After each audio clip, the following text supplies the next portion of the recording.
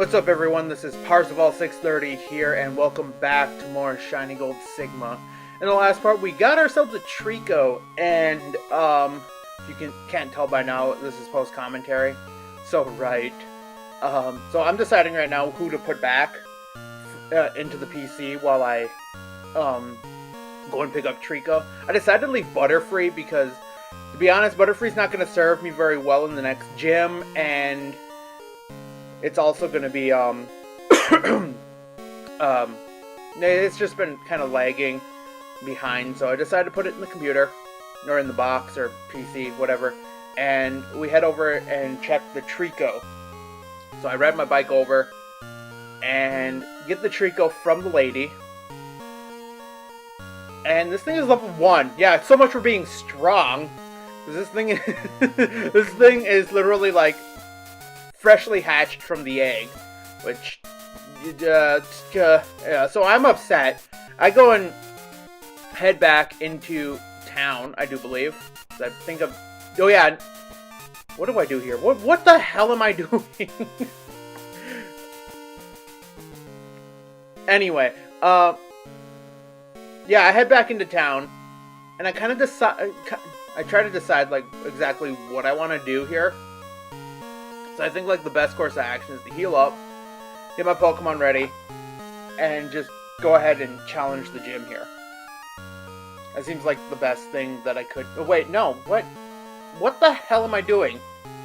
This is what happens when you have to post-commentate, because you have to, like, try to gauge what the hell, like, you did 3-4 days ago now. I think what I do here is I try to get a little bit of extra training in before I fight the gym, take on the gym. It seems like to be what I'm doing anyway. I ignorantly go for a double kick in this fight with this Metapod here, and which I shouldn't have done, but whatever. You'd think that a kick to a Metapod would crack it open and defeat it, but whatever. So we're gonna fight this youngster here, who's got an Oddish. The Oddish is gonna live with 1 HP, but I just take it out with a Poison Sting, no big deal. Next is Voltorb. I switch into Nora here in case this thing wants to go boom on me. I give it a couple licks. It goes down, no big deal. I think, yeah, hit it with a Nightshade. 2-hit combo.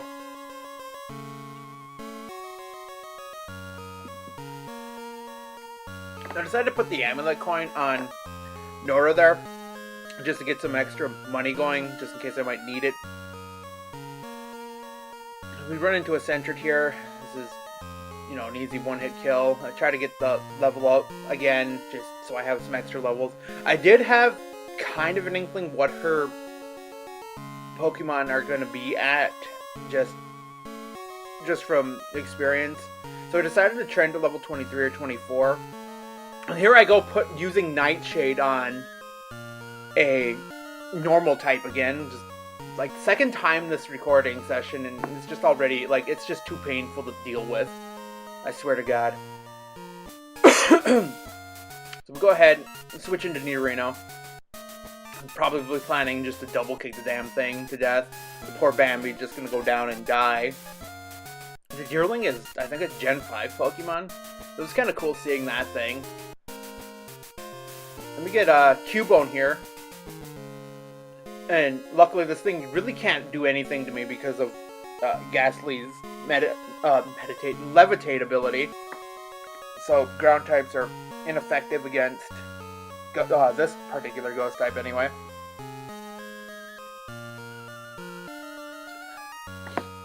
I kind of try to gauge on what to do next. And I wanted to do a little bit more training. I kind of wanted to see what else was in this grass too. I didn't really get a good idea what might be in here. So all I saw were Scythers and Ekans. So did a little bit of extra training here just to get Nora to evolve, because I thought that she had evolved at level 24 in the last video. So just wanted to get that extra level just so I can evolve her into Haunter and then eventually a Gengar.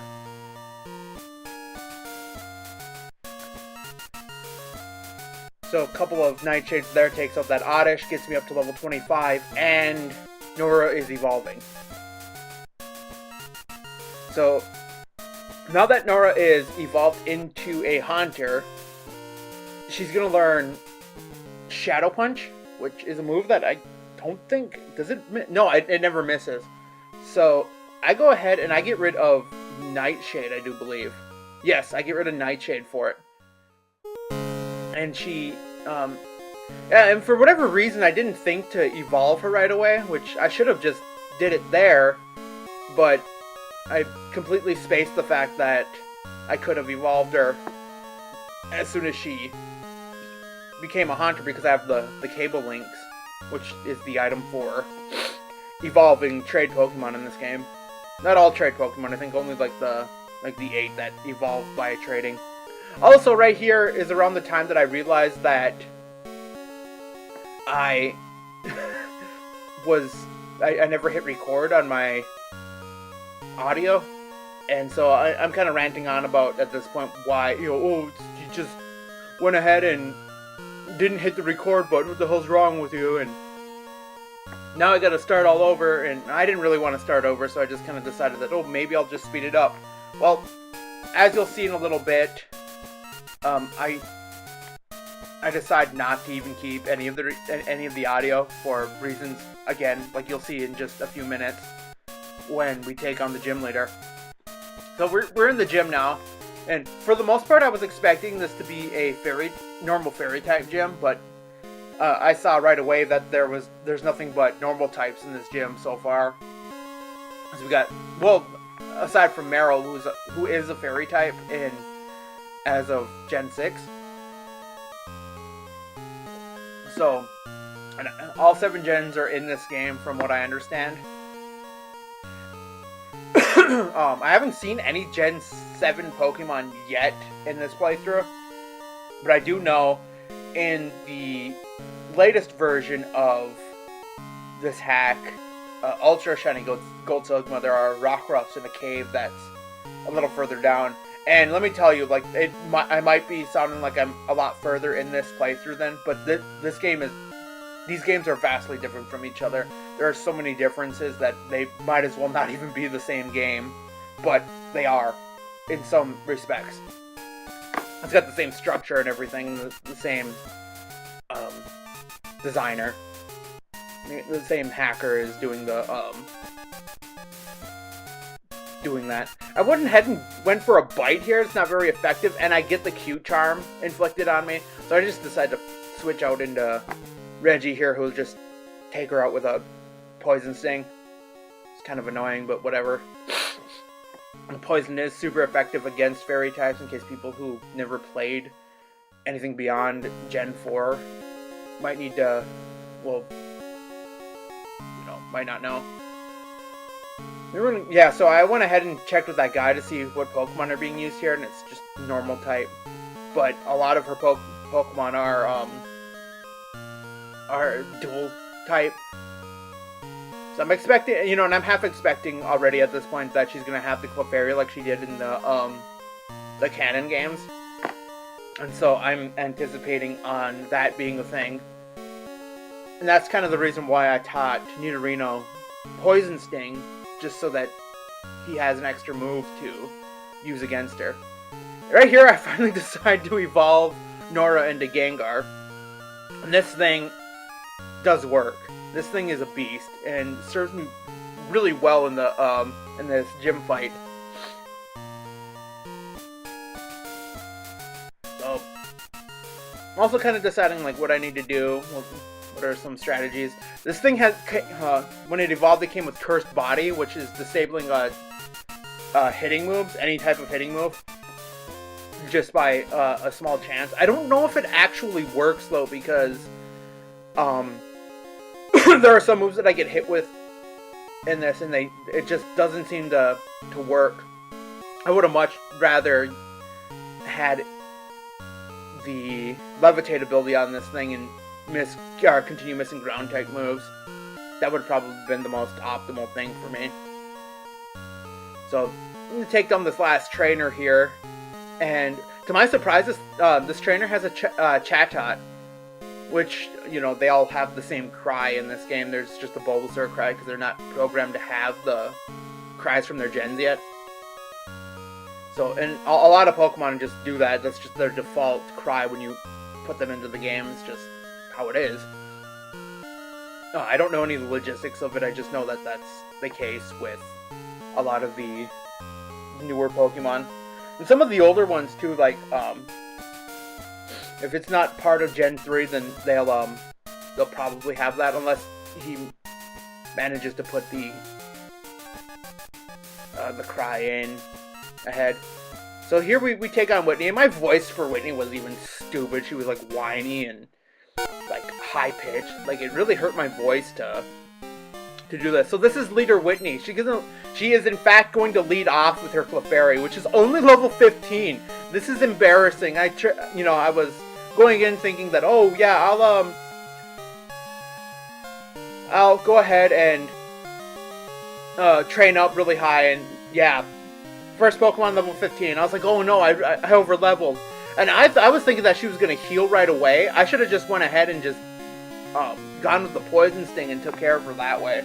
That would have gotten rid of this Clefairy right away instead of chancing a couple of metronomes on it. Then she comes up with her Sylveon here, and this is what I was anticipating here. It was like, oh, they said poison types. They must mean that that Whitney has a Sylveon in this game. Well, I wasn't too far off, because she did drop this beast on me. And it's a male, too, of all things, which kind of surprised me. I thought it was going to make use of the Attract TM that she's best known for. But instead, she keeps using Luster Purge, which is not even a move that Sylveon even learns in the game, or in the canon games. Instead, she's supposed to have them have Dazzling Gleam instead, which is a Fairy type move. It's one of the strongest Fairy type moves, I think. So at this point, I'm kind of deciding, like, what do I do here? Because the Sylveon is gonna like take out my entire team if I'm not careful. And I take a hit from the Sylveon, and I just end up dying to it with Tommy. Which, yeah, that sucked, but I got a free switch into Sonia here, who was able to wing attack and take out the stupid Fairy Fox.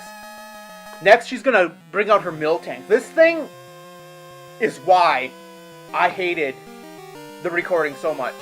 This thing got so damn lucky with its stupid rollouts and its stupid missing.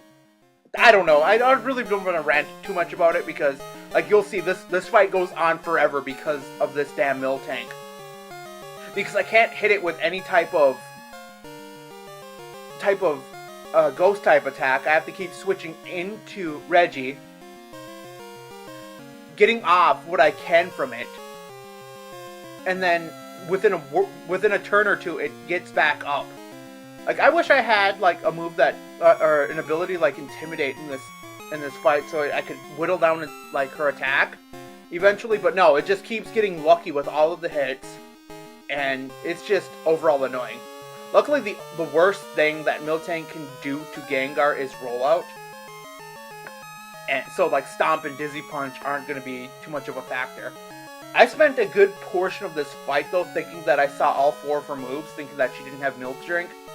Well, she does. I'm just going to tell you that right now. She doesn't use it until like late in the fight, but she does have Milk Drink, and that's what makes this fight so damn long. So I get off a Hypnosis here after healing Nora, and so I took the chance and